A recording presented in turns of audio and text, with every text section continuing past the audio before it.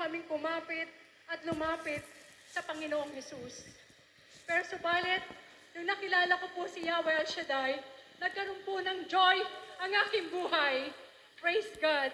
At tunay nga po sa joy na yon, tunay nga po na ginamit po ang punong lingkod sa aming buhay. Brother Mike, maraming pong salamat sapagkat tunay nga po na kayo po ang ginamit upang mabago po ang aming buhay. At si Yahweh El Shaddai ang siyang naging daan para po sa inyo at para po sa amin. At tunay nga po na ang joy na yon ay pinunuan po ni Yahweh El Shaddai at nakilala ko po ang aking brother husband, si Brother Rex America. Sorry po, ako nga po pala si Sister Luisa America. Ang may bahay po ni Brother Rex. At yung time po na yon, sa sobra pong kagalakan, ay nagkaroon po kami ng supling na 3. Tinanggap ko po ang aking brother husband na may 5 anak, na sila po yung tunay nga po na napalaki ko na po. Sa tindi po ng mga pagsubok sa buhay, tunay nga po si El Shaddai, kapag kasama mo ang Diyos sa buhay, ang joy sa buhay mo at sa buong pamilya ay mararanasan. At tunay nga po ng vision na yon na pinanghawakan ko, na sabi po ni Brother Mike, na every time na anniversary ay nagpapagawa po siya ng vision natin. Ang vision ko po noon, sapagkat ko po, kami pong mga may bahay po ng mga preacher ay naiiwan po sa tahanan. Kami po ay iniiwan po nila na buntis, pero pagdating po nila, malalaki na po ang kanilang mga anak. At kami rin po ay pumupunta sa ospital. At ako po ay isa po na tunay na ako po ay nanganak na ako na lang po ang mag-isang pumunta sa ospital na wala po ang aking brother husband. Tunay nga po na ang Diyos ay buhay. Noong time po na yon, nagkaroon po ng vision. Ang sabi po ni Brother Mike, pag-drawing kayo, nag-drawing po ako ng eroplano na lahat po ng bansa ay nilagay ko po doon. Ang una ko pong nilagay, ang Roman Vatican po ang Italy, at sumunod po ang Europe, sumunod po ang London, sumunod po ang US at ang Canada. Lahat po yun ay binigay po sa akin ni Yahweh El Shaddai na hanggang ngayon ay patuloy po na ginagamit po ang punong lingkod upang ako po yung makarating. Amen. At ang lahat po na yon, ang Yes, vision God. po na yun ay nangyari sa buhay po naming pamilya. At kayo po ay patuloy naglilingkod po ang Amen. aking buong pamilya sa Panginoon. Praise the at Lord. sa gawain ito. Amen. Brother Mike, maraming po salamat. Kayo po ang ginamit. At ganun din po sa paglilingkod ko po sa inyo. At sa trabaho ko po, na binigyan po ako ng wisdom. At kayo po ang aking naging mentor. Kayo po ang nag-guide sa akin upang matuto po ako sa real estate. At sa lahat po ng ginagawa ko po sa trabaho. At lahat po ay ginagampanan ko po sa pagmamahal ko po kay Yahweh Shaddai. At sa pagmamahal ko po sa inyo at sa inyo pong pamilya. Maraming salamat po. Merry Christmas. To God be the glory. Amen. Purihin Praise the Lord. ang Panginoon. Amen. The first stands for a safe at sa ating pong assistant servant leader, kong Michael, at ganoon din po kay Doc Franklin, kay Ma'am Sherry, at kay Kong Rene Velarde. Mahina. At sa inyo pong lahat, mga minamahal kong kapatid sa Panginoon, isa pong pinagpalang umaga sa ating pong lahat. Ako po ang inyong kapatid sa Panginoon, si Brother Peter Paul Bautista. At nung ako po ay wala pa po sa gawain, ako ay katulad ng mga kabataan na naliligaw ng landas. Ako ay mahilig pong makipagbarkada noon at wala ko kami ibang ginagawa ng aking mga barkada kundi magbisyo, mag-inom ng alak, mag-take ng drugs, at umattend ng mga party dahil ako ay mahilig sumayaw. Kaya lagi ko kaming laman ng mga sayawan noon. At ganun po lagi yung ginagawa ko sa aking pong buhay. Kaya pagdating ko ng edad ko na mag-18 years old, ay ako ay sinugod sa hospital way back 1988, February. Ako ay sinugod sa hospital dahil hindi po ako makahinga at naninikip po yung aking dibdib. At ako'y sinaksakan ng oxygen at tinurukan noon ng tranquilizer para ako ay ma-relieve. At ang sabi ng doktor, ako daw ay may sakit sa puso. So, magmula po nung araw na yon, gabi-gabi ho, ako ay sinusugod sa ospital at sinasaksakan ng oxygen dahil hindi ho ako makatulog. At pangatlong araw ho na ako ay may karamdaman, ay meron akong kaibigan na pumunta po sa bahay namin at ang sabi niya ho ay sumama ko sa kanya sa prayer meeting at ipapapray over niya ako kay Brother Mike. At dahil gusto kong gumaling, sumama po ako sa prayer meeting at first time ko hong narinig ang pangangaral ng punong lingkod. At habang ako ay nakikinig sa kanyang pangangaral, ako ay parang gumagaang yung aking pakiramdam at nagkakaroon ng kagalakan ng aking puso. At nang nanalangin ako ang ating punong lingkod ng healing prayer, ako ay sumunod sa kanya sa pananalangin at ako ay nagsisiho sa aking mga kasalanan at ako'y nagbabalik loob sa Panginoon. At habang ako po'y nagsisisi sa aking mga kasalanan, ay ako po'y umiiyak at grabe po yung aking pag-iyak na talagang ito yung tinatawag nating 11-11 pag-iyak. At nung ako'y nananalangin sa Diyos, ay damang-dama ko yung pagyakap ng Diyos sa aking pong buhay. At alam ko po na nung gabi na yon, ako po'y pinatawad ng Panginoon Amen. sa aking mga kasalanan. Amen. At ako'y nanalangin at ang sabi ko sa Panginoon, Lord, kung ako po inyong pagagalingin at bibigyan pa po ng lakas, Praise the ay Lord. gagamitin ko po ang lakas na ito para paglingkuran ang iyong dakilang pangalan. Amen. Mga minamahal kong kapatid sa Panginoon, noong una pong panahon, pagkatapos ng mag-preach ng ating punong lingkod, ay nilalayhan niya po yung mga may sakit sa harapan. So kami yun ng aking kaibigan ay pumunta po sa harapan at isa po ko sumapalad nung gabi na yon na napatungan ng kamay ng ating pong punong lingkod. Amen. At pag uwi ko ng bahay namin, nagulat yung nanay ko, nagulat yung tatay ko, nagulat yung aking mga kapatid. Kasi paghiga ko ng aming higaan, ay agad akong nakatulog at ang sarap-sarap po ng tulog ko ng gabi na yon. Dahil magmula po ng gabi na yon, ako ho ipinagaling ng ating Amen. Panginoon. Praise the Lord. At magmula Praise po God. nung araw na yon ay isinuko ko na pong buhay ko kay Lord at ako po'y naglingkod sa Kanya sa gawain pong ito. Nangako At tunay nga na po mga maglingkod. minamahal kong kapatid sa Panginoon, Praise God. na sa akin pong pagbabalik loob sa Diyos at sa paglilingkod sa Kanya sa gawain ito, Amen. ako po'y pinagpala ng ating Panginoon. Amen. Merry Christmas po sa inyong lahat and to God be the glory. Praise the Lord. Purihin ang Ang Panginoon. Panginoon. Magandang umaga sa inyong lahat at sa ating minamahal na pong lingkod, Brother Mike, kay Ma'am Belen, kay Dr. Franklin, kay Kong Rene, kay Ma'am Sherry, at siyempre sa ating pong assistant servant leader, Kong Michael Velarte. At sa inyong lahat po, ang aking pong, ako po ang inyong lingkod, kapatid, kaibigan, Brother Che Corrales, at ang aking pong magiging patotoo ay continuation po ng aking pong last time na patotoo ng tungkol po sa isang matinding aksidente nangyari po sa lingkod na nagbunga po ng aking pong pagiging makakalimutin sa maraming bagay. Pati mga kakilalang tao ay akin na pong nakalimutan dahil naapektuhan po ang aking pong memory. At dahil po dyan ay pati po ang aking pagsasalita ay apektado na rin po dahil sa isang ang aking pong utak ay naapektuhan po ng matinding aksidente dahil sa isang dump truck motorcycle accident sa EDSA.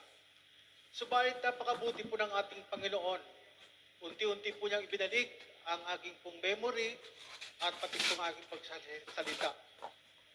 Bagamat may time na medyo nauutal ay through prayers at pagbabalik sa Espiritu ng salita ng Panginoon ay pinababalik naman ng Panginoon ang ating pong maayos na pagsasalita.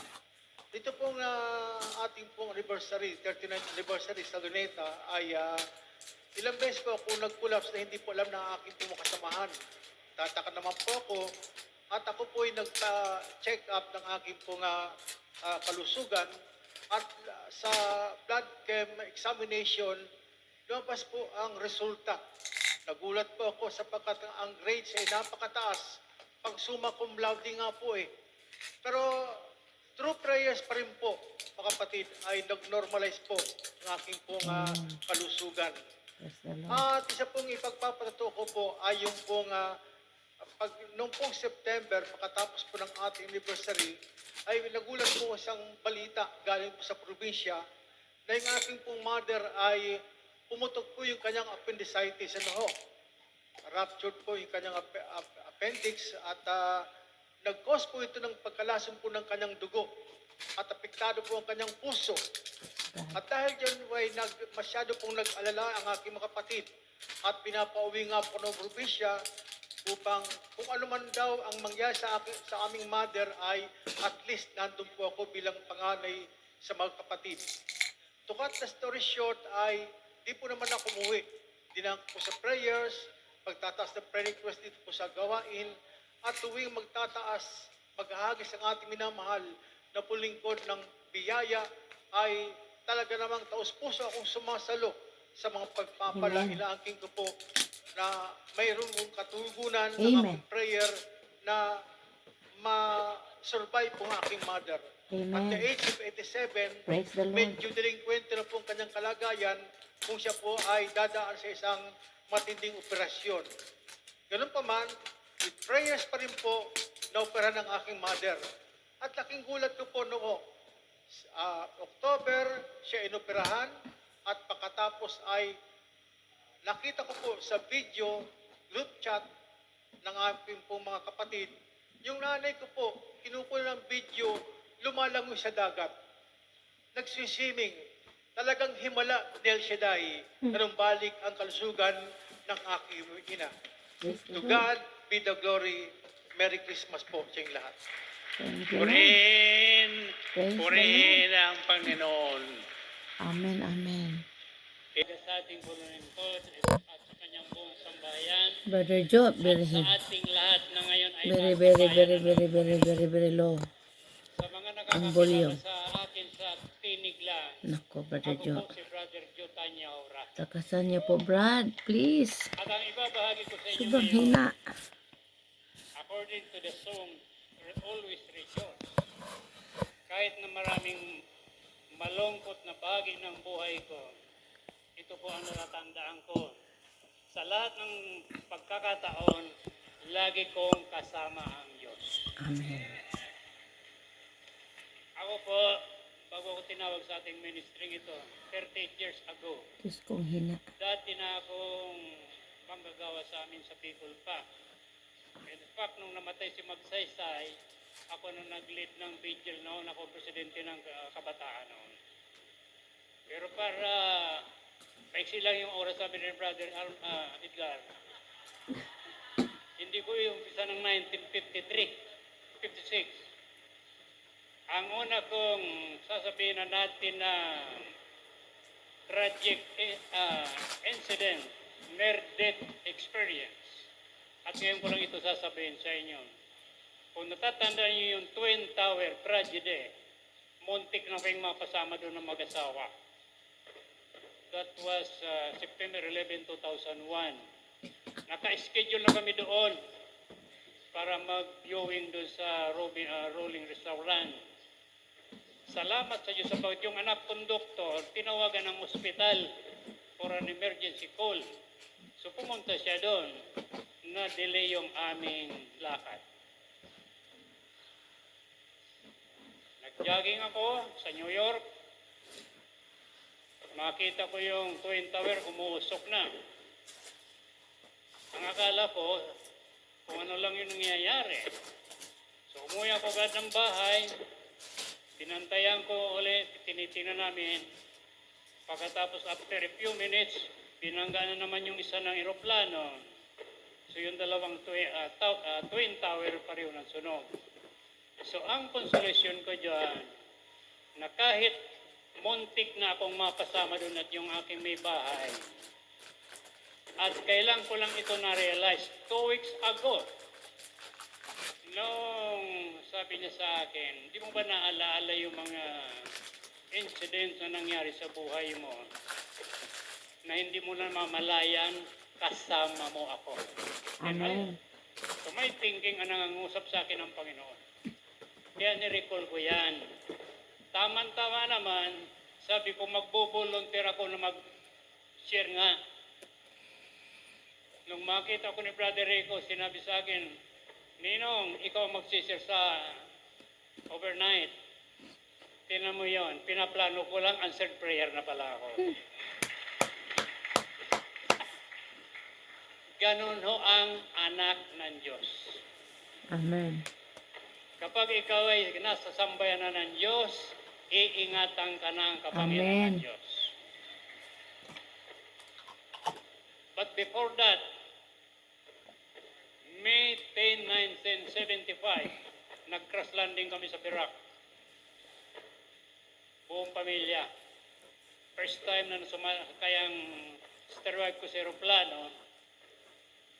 Ang nangyari, nung maglalanding na yung aeroplano, palibasa bago yung piloto, hindi familiar doon sa airport sa Perak, yung pagbaba, sumabit yung gulong ng aeroplano sa kahoy, natanggal yung kaliwang gulong, pero nakalipad pa.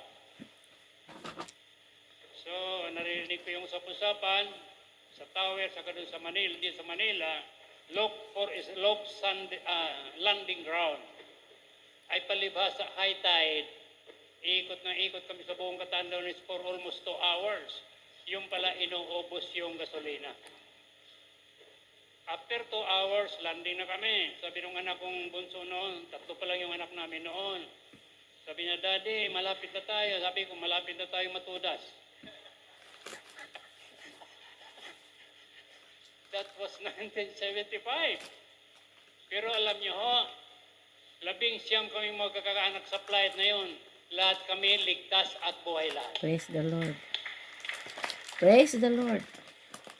And the worst incident, tragic incident, January 20, 2017.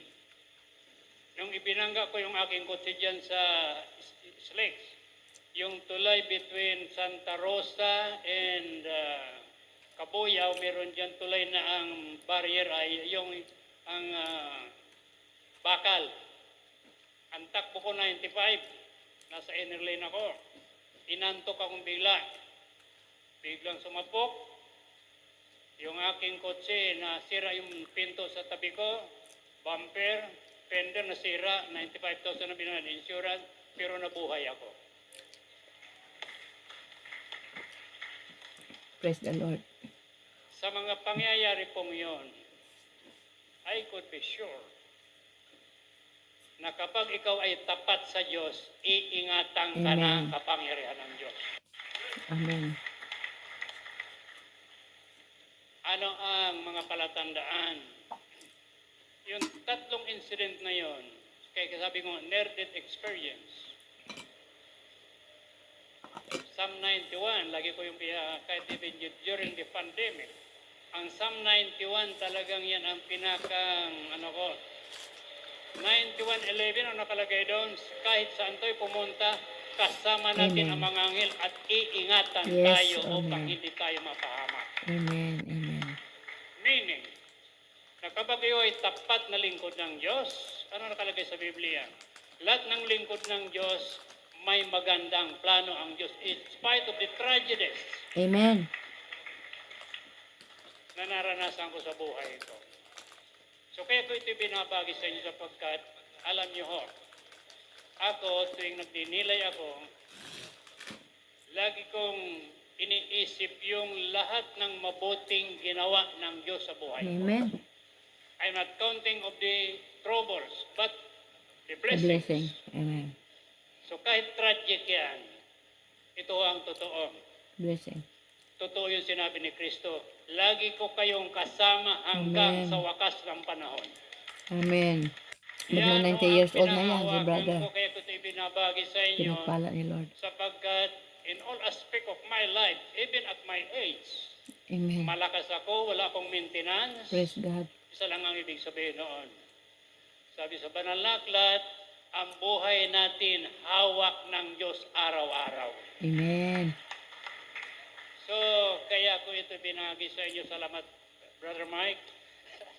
magkababayan pa kami ni Brother Mike. Although hindi kami dito na kami nagkakilala. So, isa na naitanong ko sa buhay ko, how come na yung aking background, narinig dito sa mga sharing ko sa radyo, mandaraya ako sa timbangan, ako'y nasa negosyo. Pero tinawa ko dito. Nabasa ko sa Biblia, lahat ng tinawag ng Diyos, may magandang plano ang Diyos para sa Amen. Kanya. Amen. And that we claim, inaangkin ko po yan. So sa atin lahat, Praise the Lord. sino ang gustong White Christmas? Kapag inyo yan, hindi kayo nag-alinglangan, answered prayer tayong lahat. Amen. Praise the Merry Lord. Christmas to all, and to God be the glory. Amen. Amen. Amen. Purihin ang Panginoon. Amen. Because Amen. your gift Reward. is your reward in heaven. Amen. Amen. Thank you po. Ang gusto nyo sigaw nyo, Rejoice and be glad. rejoice and be glad Amen. Rejoice and be glad. because great Because- is your reward Because in heaven. great reward in heaven. Amen. Ulitin mo nga. Rejoice and be glad because great reward in heaven. Rejoice and be glad because great reward in heaven. Rejoice and be glad because great reward in heaven. Rejoice and be glad because great reward in heaven. Amen. Salamat sa Diyos. Salamat po. Thank you. Merry Christmas. Maraming salamat po. Thank you, Lord. Thank you, Lord. Thank you, my brother Mike. Thank you, Holy Spirit. Salamat po. Salamat.